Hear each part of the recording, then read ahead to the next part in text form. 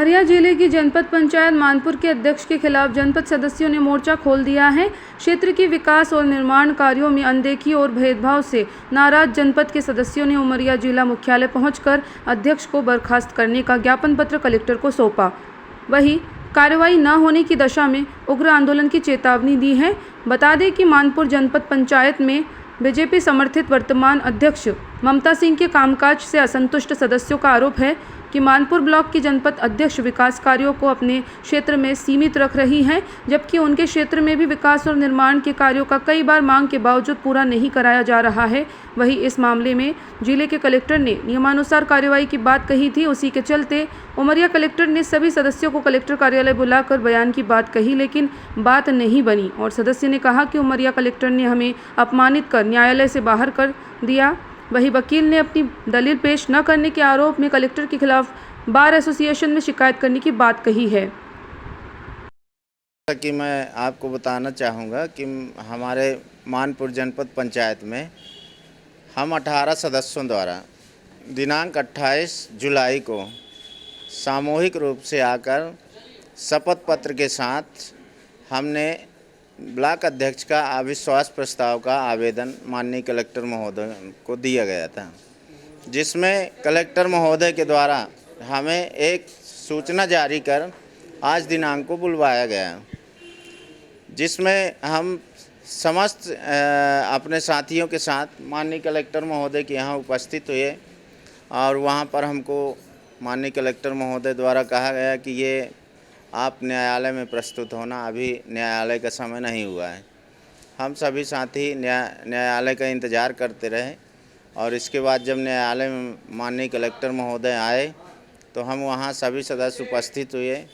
वहाँ पर हमारे पक्षकार वकील भी मौजूद थे। वहाँ पर हमने जो है माननीय कलेक्टर महोदय से पूछा कि हमें किस लिए बुलाया गया है, तो उन्होंने कहा कि आप लोग जो है अपना अपना कथन एक एक करके दें। हमने जनप्रतिनिधि होने के नाते अपनी गरिमा और अपना कथन जो है सार्वजनिक जाहिर करने की इच्छा नहीं जाहिर की। हमने वहाँ पर माननीय कलेक्टर महोदय को अपने अधिवक्ता के साथ एक सूचना पत्र जो है उसके विरोध में कि हमारा शपथ पहले से जमा है और कथन की बात है तो कथन हम सार्वजनिक नहीं, कहीं भी आप एकांत में बैठकर ले लीजिए। लेकिन उनके द्वारा हमारे अधिवक्ता को कहा गया कि आप यहाँ से जाइए और न्यायालयीन कार्रवाई करिए, हमारे ऊपर रिट दायर कर दीजिए। हम वहाँ से सभी अपने जनपद सदस्य साथी निराश होकर आ गए और यहाँ पर कलेक्ट्रेट कार्यालय में बीजेपी समर्थित जिला अध्यक्ष और वहीं कलेक्टर कार्यालय के अंदर जो है न्यायालय में जनपद अध्यक्ष और भाजपा के कई मंडल अध्यक्ष उपस्थित थे। वहाँ पर जो है हमारे साथियों को, हमारे साथ आए हुए और साथियों को जो हमारे शपथ पत्र में दस्तखत किए हैं और उनको जो है अपने शपथ पत्र में भी दस्तखत कराए हैं और उनसे कूट रचित रचना करवा रहे हैं। हम सभी जनपद सदस्य साथी काफ़ी निराश हैं। हम अविश्वास प्रस्ताव के लिए पीछे थे। हम पहले हमारे साथ जो है मानपुर के ही कुछ भाजपा समर्पित नेताओं ने उकसाया और दस्तखत कर हमें आगे भेजा और हम उसी के संदर्भ में हम जो है अविश्वास प्रस्ताव पेश किए थे, जिसमें हमको आज माननीय कलेक्टर न्यायालय के द्वारा कोई हमको निर्णय नहीं मिला। हम काफ़ी निराश हैं। हम अपनी व्यथा को लेके माननीय कोर्ट में उपस्थित होंगे। मैं सबसे पहले अपना परिचय देना चाहूँगी। मैं रोशनी सिंह जनपद सदस्य वार्ड क्रमांक 11 की निर्वाचित जनपद सदस्य हूँ और आज मैं नहीं, मेरी हम लोग के साथ आए हुए पूरे जनप्रतिनिधि दुखी हैं और कहीं ना कहीं जो हम लोग चुनकर आए हैं 4000-5000 पब्लिक की आवाज़ है हम लोग।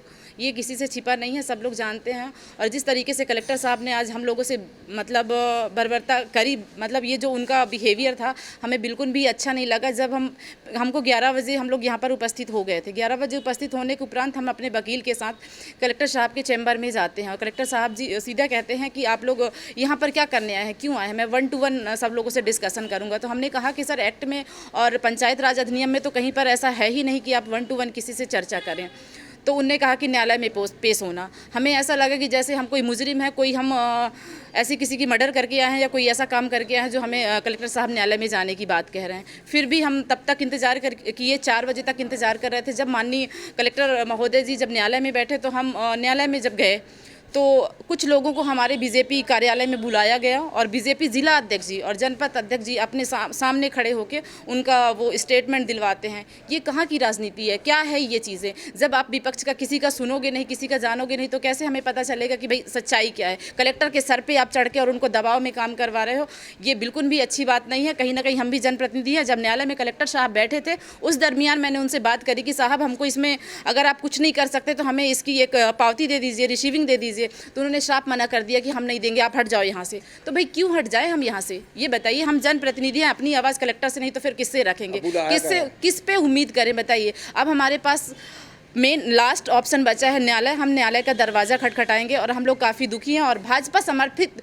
कुछ लोगों ने हमें बिटिया बहन का दर्जा देकर और हमें कहा कि बेटा आप लोग ये फैसला लीजिए। और हमें लगा कि सही है, काम तो सच में नहीं हो रहा है, तो हमें ऐसा फैसला लेना चाहिए जनता के हित में, कोई हमारा व्यक्तिगत स्वार्थ नहीं था। लेकिन वो लोग आज पीछे से हमारे साथ जिस तरीके से षड्यंत्र, प्रारूप 3 में सबसे पहले दस्तखत उन्हीं का हुआ है, हमने किसी का दस्तखत नहीं किया, जो आज हमारे ऊपर ये लोग आरोप लगा रहे हैं। तो कहीं ना कहीं इनकी सोची समझी साजिश है। इन लोग को मुझे लगता है कि कहीं ना कहीं पार्टी से बाहर थे, दूर थे, तो अपनी खुद की व्यक्तिगत छवि बनाने के चक्कर में हम लोग को आगे करके इस तरह की रणनीति रची गई। और मैं एक आदिवासी महिला जनप्रतिनिधि और मैं चाहूँगी माननीय न्यायालय महोदय से कि भाई आप न्यायालय के अंदर की वीडियो फुटेज जो है वो न्यायालय अपने पास मंगवाए और देखे कि जिस तरीके से कलेक्टर साहब बात कर रहे थे और उसी दरमियान भाजपा जिला अध्यक्ष जी और कितने मंडल अध्यक्ष भाजपा की जनपद अध्यक्ष वहाँ पर खड़ी होकर के अपना वो बयान प्रस्तुत करवा रही थी। क्या ये उचित है? मैं आप लोगों से भी जानना चाहती हूँ, मैं सभी जनता को ये मैसेज देना चाहती हूँ कि ये बीजेपी सरकार कभी किसी की न्याय नहीं करेगी। ये कलेक्ट्रेट है, हमें लगता है यहाँ पे न्याय होता है लेकिन न्याय नहीं होता। और मैं कहना चाहूँगी ये कलेक्टर नहीं, कलेक्टर भाई क्या होता है कलेक्टर? ये कलेक्टर साहब को खुद समझ में नहीं आ रहा है। बीजेपी के दबाव में आके काम करी। संजीव श्रीवास्तव ने तो हमारा चुनाव डिस्टर्ब किया था। इन्होंने तो प्रत्यक्ष जनता के सामने और न्यायालय में बैठकर जो अनहोनी इन्होंने किया है वो हम कतई बर्दाश्त नहीं करेंगे, ना ही हमारे क्षेत्र की जनता करेगी। हम जनप्रतिनिधि चुनकर आए हैं, कोई ऐसे वो नहीं है कि उठकर चले आए हैं। जब आप हमारी आवाज़ नहीं सुन रहे हो तो आम पब्लिक की आवाज़ क्या सुनोगे और हम क्या ही उम्मीद करेंगे आपसे? हम 10 से 4 बजे तक बैठे हैं, जनप्रतिनिधि है। कोई संविधान, कोई एक्ट में नहीं लिखा है कि आप जनप्रतिनिधि को बुलाकर असंवैधानिक तरीके से बुलाकर इतनी टाइम तक इंतजार करवाओ। आप कलेक्टर हो, आप सबकी रक्षा करने वाले हो, कहाँ रक्षा कर रहे हो आप? तो और हमें जाल में फंसा रहे हो। बिल्कुल धमकाया गया है। मेरे कुछ समर्थित जनपद सदस्य हैं, चूँकि वो सामने नहीं आना चाहती हैं, कहीं ना कहीं उनको लगता है महिला हैं और मैं भाई मेरे कुछ काम धाम हैं जो होते रहते हैं छोटे मोटे, तो वो काम नहीं होंगे। पहली बार हैं, चुनकर आई हैं। उनको कहा गया कि अगर ये हुआ, हमारे पास 2 जनपद सदस्य हो या 4 हो, जीतेंगे हम ही। कलेक्ट्रेट हमारा, न्यायालय हमारा, कलेक्टर हमारा, सरकार हमारी, SDM हमारा, सब कुछ हमारा है, तो सुनी हमारी ही जाएगी, चाहे हमारे 2 जनपद सदस्य हो। तो उनके नाम से वो परिचित नहीं है, मैंने देखा भी नहीं है। वो उनके द्वारा मुझे बताया गया कि दीदी ऐसी बात है। तो मैंने कहा कि ये बताइए, हमारे पास न्यायालय है, कलेक्टर साहब है और वो सच में न्याय करेंगे। ऐसा हम हुआ कि मानपुर जनपद अध्यक्ष के खिलाफ 28/7/2025 को करीबन 17 जनपद सदस्यों ने एक नो कॉन्फिडेंस मोशन का आवेदन प्रस्तुत किया था माननीय कलेक्टर साहब के समक्ष, जिसमें नियम ये है, पंचायत राज अधिनियम की धारा 28 ये कहती है कि 2.5 वर्ष पूरा होने के बाद कोई भी सरपंच के लिए या जनपद अध्यक्ष के लिए, जिला पंचायत अध्यक्ष के लिए नो कॉन्फिडेंस मोशन ला सकता है।